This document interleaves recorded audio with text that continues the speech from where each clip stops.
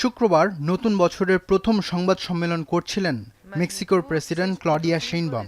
হঠাৎ ভূমিকম্পে কেঁপে ওঠে কনফারেন্স রুম। সাংবাদিক থেকে শুরু করে উপস্থিত সকলেই একে একে ত্যাগ করেন কনফারেন্স রুম, সাথে প্রেসিডেন্ট ক্লডিয়া শেইনবামও।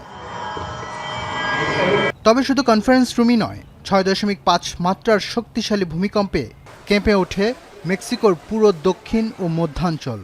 শুক্রবার স্থানীয় সময় সন্ধ্যায় মেক্সিকোর গুয়েরেরো রাজ্যে এই ভূমিকম্পের কেন্দ্রস্থল ছিল দক্ষিণ পশ্চিমাঞ্চলের কাছে আকাপুলকো পর্যটন শহরে।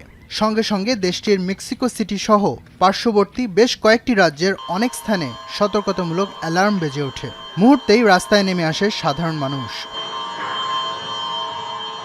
শক্তিশালী এই ভূমিকম্পের পর মেক্সিকোর ভূমিকম্পন পরিষেবা 420টি আফটারশক রেকর্ড করেছে, যার মধ্যে সবচেয়ে শক্তিশালী ছিল 4.7 মাত্রার।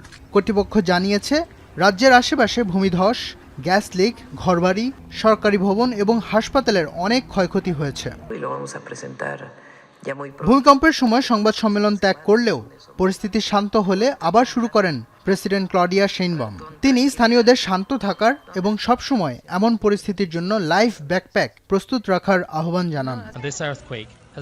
মেক্সিকো বিশ্বের সবচেয়ে ভূমিকম্প প্রবণ দেশগুলোর মধ্যে একটি। 2017 সালে 7.1 মাত্রার ভূমিকম্পে 200 জনেরও বেশি মানুষ নিহত হন। সে সময় মেক্সিকো সিটিতে অনেক ভবন ধসে পড়ে। তবে দেশটির ইতিহাসে সবচেয়ে মারাত্মক ভূমিকম্প ছিল 1985 সালে। প্রাণহানি হয় অন্তত 10,000 মানুষের। ফজলে রাব্বি খান, এখন বিশ্ব।